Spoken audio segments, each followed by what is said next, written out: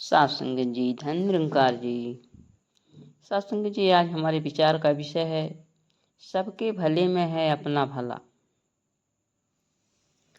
सत्संग जी, आज संसार में लोग ऐसे हो गए हैं कि अपनी भलाई के अलावा कोई किसी की भलाई चाहता ही नहीं है। लेकिन सतगुरु कहते हैं कि सबके भले में है अपना भला, यानी हम दूसरों का भला मांगेंगे तो हमारा भला खुद हो जाएगा। सत्संग जी,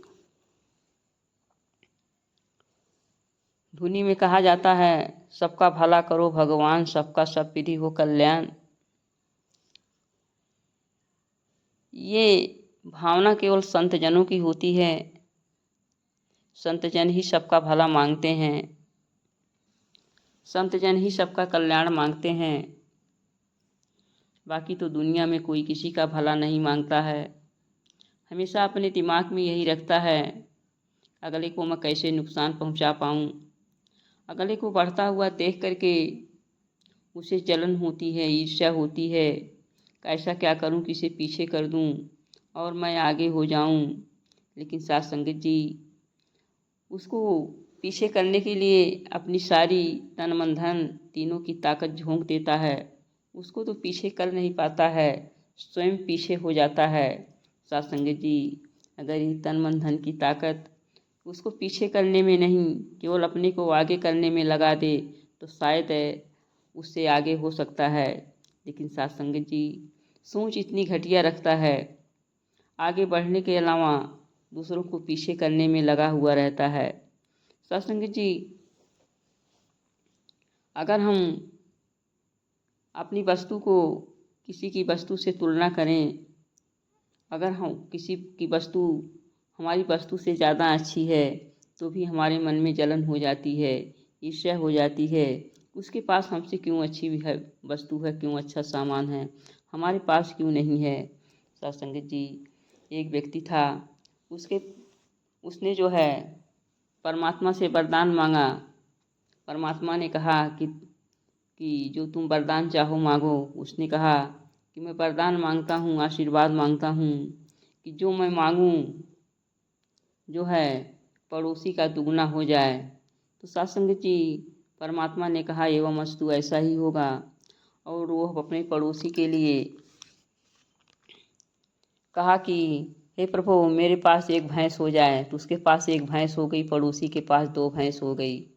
फिर परमात्मा से मांगा कि हे प्रभु, मेरा जो है 1 मंजिला घर बन जाए। उसका 1 मंजिला घर बन गया, पड़ोसी का 2 मंजिला घर बन गया। इस तरह से उसने कुछ अच्छे समय तक अच्छाइयाँ मांगी और जो मांगा उसके पड़ोसी का उसका दुगना होता चला गया। फिर वो सोचने लगा कि अब मैं इसका उल्टा मांगता हूँ। उसने परमात्मा से कहा, हे प्रभु, मेरी 1 भैंस मर जाए। उसकी तो 1 भैंस है, मर गई तो उसने सोचा कि पड़ोसी की दोनों मर जाएंगी, लेकिन ऐसा नहीं हुआ। सत्संग जी, इस तरह से वो अपना ही सारा नुकसान कर बैठा। पड़ोसी का तो जैसे का था वैसा ही पड़ा रहा, क्योंकि ये परमात्मा जो है सभी का रचयिता है, सृष्टि करता है, सब इसी के संतान हैं, ये सबका पिता है।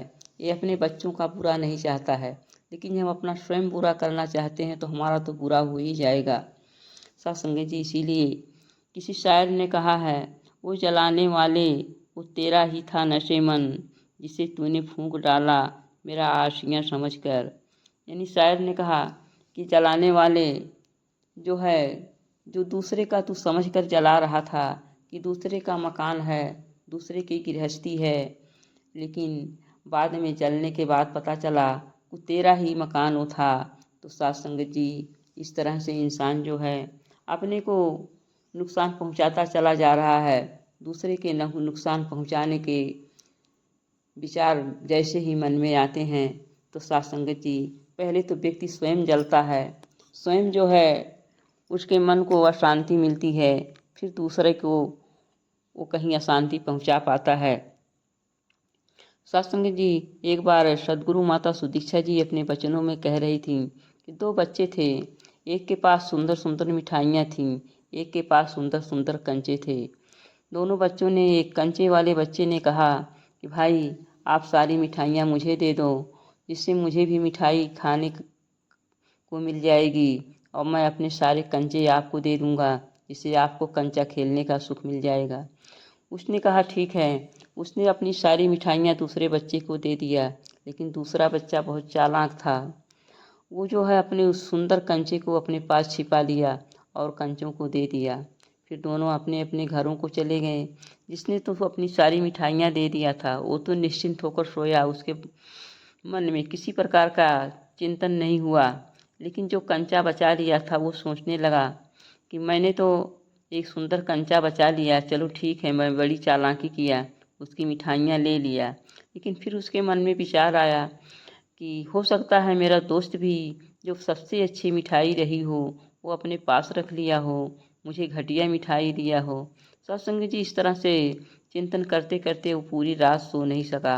लेकिन जो सारी की सारी मिठाइयाँ दे दिया था, जो समर्पित हो गया था, वो जो है पूरी रात बिना टेंशन के सोया। तो कहने का भाव है साथ संगत जी, हम दूसरे को परेशान करने के पीछे जो है स्वयं परेशान हो जाते हैं, स्वयं जो है अपने को नरक में डालते चले जाते हैं साथ संगत जी। लेकिन आज सदगुरु कहते हैं कि हम जो है दूसरे का भला मांगे, सबका भला मांगे।